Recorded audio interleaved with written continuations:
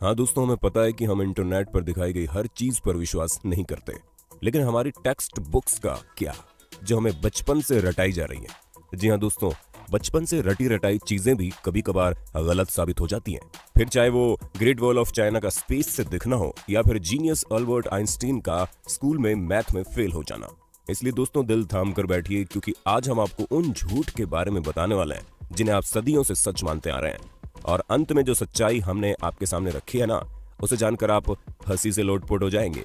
दोस्तों, अगर हम आपसे पूछें कि इजिप्ट में बना पिरामिड किसने बनाया था, तो हमें पता आप यही जवाब देंगे कि इजिप्ट में रहने वाले मजदूरों ने मेहनत करके इस पिरामिड को तैयार किया था। लेकिन हम आपके भ्रम को तोड़ते हुए ये कहना चाहते हैं कि बिल्कुल भी सच नहीं है। असल में इस पिरामिड को बनाने वाले ज्यादातर लोग मजदूर थे ही नहीं। जी हाँ, इस पिरामिड को बनाने के लिए एंशिएंट इजिप्ट की अच्छी खासी पॉपुलेशन ने अपना बढ़ चढ़कर योगदान दिया था, जहां करीब 85 सालों तक, जिसमें 2589 बीसी से लेकर 2504 बीसी का समय लगा। और इतने समय के अंतराल में इजिप्ट के रहने वाले लोगों ने अपना खून पसीना करके इस पिरामिड को तैयार किया था, ताकि वो अपने नेशनल आइकॉन को खड़ा कर सके। ऐसे में जो लोग इतने बड़े बड़े पत्थरों को नहीं उठा सकते थे, उन्होंने यहाँ पर काम करने वाले लोगों के लिए खाना, रहने और बाकी चीजों की व्यवस्था की। यानी कि हर इंसान ने अपने लेवल का काम किया, जिसमें कुछ लोग सिक्योरिटी के लिए काम करते थे, तो कुछ लोग भारी भरकम पत्थरों को जुटाने के लिए दूर दराज इलाकों में चले जाते थे, ताकि वो अपने नेशनल आइकॉन को खड़ा कर सके। ऐसे में दोस्तों, उनकी मेहनत रंग लाई और ये पिरामिड वाकई में दुनिया भर में जाना जाता है।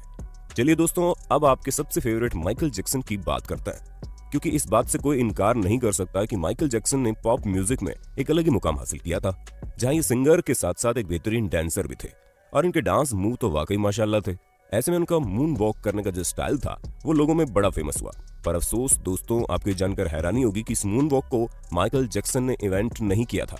हालांकि उन्होंने इसे सबसे पहले 1983 में परफॉर्म किया था। पर दोस्तों, असल में माइकल जैक्सन ने ये मून वॉक कैस्पर कैंडिडेट और कूली जैक्सन से सीखा था, जिन्होंने 1970 में इसे परफॉर्म कर दिया था। वहीं मार्शल मार्कियो ने भी इस मून वॉक को माइकल जैक्सन से पहले परफॉर्म कर दिया था, और इन सभी लोगों से पहले बिल बैले नाम के टैप डांसर ने भी इसे परफॉर्म किया था। ऐसे में ये बता पाना मुश्किल है कि इस मून वॉक को किसने इन्वेंट किया, लेकिन वो शख्स माइकल जैक्सन तो नहीं है। अब आप एक और सिर घुमा देने वाली बात सुनिए, क्योंकि आप लोगों ने कार्बन डेटिंग का नाम तो सुना ही होगा। अरे नहीं दोस्तों, ये टिंडर में राइट लेफ्ट स्वाइप करने वाली डेटिंग नहीं है, बल्कि एक ऐसा मेथड है जिसके जरिए एटमॉस्फेयर में कार्बन डाइऑक्साइड के चेंज होने पर चीजों की असली उम्र बताई जा सकती है। ऐसे में आर्कियोलॉजिस्ट कार्बन डेटिंग का इस्तेमाल करके ये पता लगाते हैं कि उनके द्वारा खोजी गई चीजें कितनी पुरानी है। और इसी वजह से हम भी आपको जितनी भी चीजों की जानकारी देते हैं, उनकी उम्र कार्बन डेटिंग के हिसाब से होती है। और विलर्ड लिबी नाम के जिस प्रोफेसर ने कार्बन डेट्स का पता लगाया था, और इस काम के लिए उन्हें नोबेल प्राइज भी मिला था। लेकिन दोस्तों, दिल थाम लीजिए, क्योंकि हम आपको बता दें कि कार्बन डेटिंग के जरिए चीजों की असली उम्र पता लगाना बहुत मुश्किल है। और ऐसा इसलिए क्योंकि हर जगह का एटमॉस्फेयर अलग अलग तरीके से चेंज होता है। हालांकि कुछ हद तक चीजें सही जा सकती है, लेकिन अब आप खुद सोचिए कि दो प्लांट हो, जिनमें से एक अमेरिका में हो और एक ग्रीनलैंड में, तो जाहिर सी बात है कि टेम्परेचर इफेक्ट की वजह से दोनों की ग्रोथ में काफी डिफरेंस आएगा। इसी तरह से कार्बन डेटिंग का भी हिसाब किताब है। अब चलिए दोस्तों, आपको एक और मिथ बस्टर स्टोरी सुनाते हैं, जो किसी और की नहीं बल्कि लॉक नेस मॉन्स्टर की फेक फोटो स्टोरी है।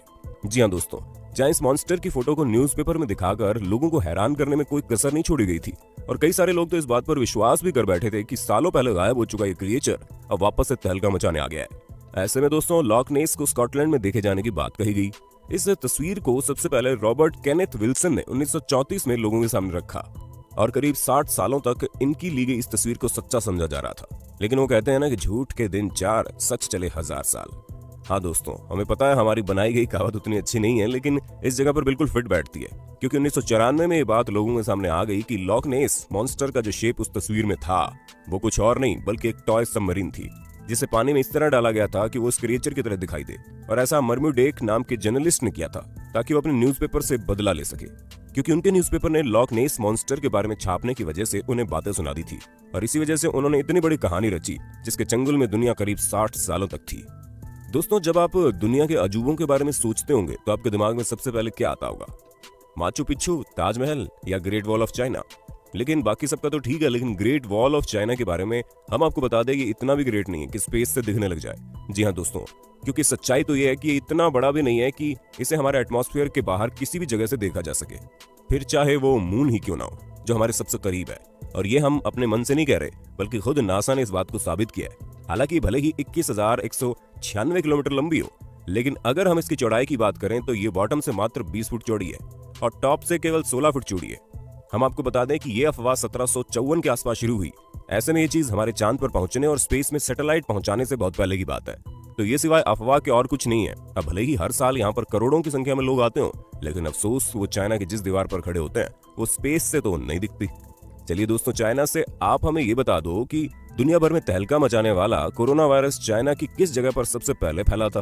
हमें पता है आपको जवाब पता होगा, इसलिए कमेंट बॉक्स में एक भी इंसान का जवाब छूटना नहीं चाहिए। वैसे दोस्तों, जब कभी भी आप वाइकिंग्स के बारे में सोचते होंगे तो आपके दिमाग में सबसे पहले चीज क्या आती होगी? हमें पता है ज्यादातर लोगों को बड़े से जहाज का साइज और सींग निकले हुए हेलमेट याद आते होंगे, पर हम आपको बता दें ये दोनों ही चीजें झूठी हैं, जो कि हमारी मेन स्ट्रीम मीडिया द्वारा हमारे दिमाग में डाली गई।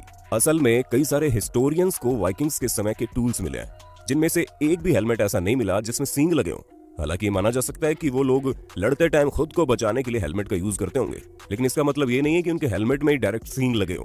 दोस्तों, ये जो अफवाह है ये तब से फैलनी शुरू हुई जब गुस्ताव मालस्ट्रोम नाम के आर्टिस्ट ने अपने आर्ट में वाइकिंग्स के हेलमेट में सींग लगा दिए, और तभी से लोग ये समझने लगे कि उनके हेलमेट में सींग होते थे, जबकि ऐसा कुछ भी नहीं है।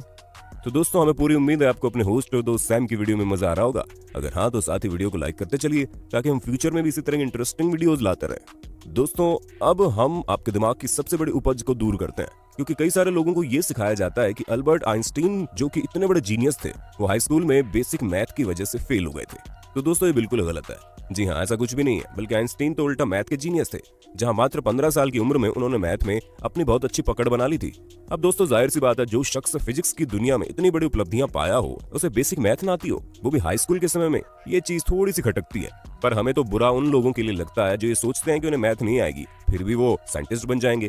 अरे दोस्तों, साइंटिस्ट बनने के लिए मैथ भी जरूरी है, ठीक उसी तरह जिस तरह सिंगर बनने के लिए अच्छा गाना जरूरी है, और डांसर बनने के लिए अच्छे मूव्स करने जरूरी हैं, क्योंकि ये सभी चीजें बेसिक्स है। दोस्तों, हमें पता है आपको इस बारे में कुछ भी पता नहीं होगा, लेकिन हम आपको बता दें कि 19वीं सदी के मध्य में अमेरिका में एक बहुत बड़ी अफवाह चली थी, जहां पर सिगरेट बेचने वाली कंपनियां एडवर्टीजमेंट में कहती थी कि सिगरेट सेहत के लिए अच्छी होती है।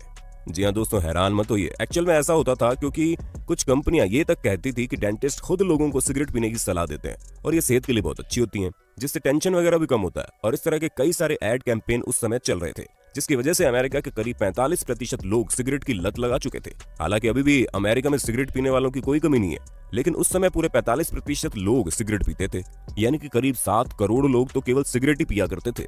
वो तो बाद में पता चला कि ये सेहत के लिए हानिकारक है, जिससे भगवान आपको अपने पास जल्दी बुला लेते हैं, और इसी वजह से लोगों ने मरने के डर के कारण सिगरेट को टाटा बाय बाय कहना जरूरी समझा। पर शायद अभी भी कुछ लोग इस बात को नहीं समझते हैं। दोस्तों, आज के लिए बस इतना ही। उम्मीद है आपको हमारी वीडियो पसंद आई होगी। अगर हाँ तो इस वीडियो के बारे में हमें कमेंट करके जरूर बताना, और ऐसे इंटरेस्टिंग वीडियोस लगातार देखने के लिए हमारे चैनल को लाइक, शेयर और सब्सक्राइब करना बिल्कुल ना भूलें। धन्यवाद।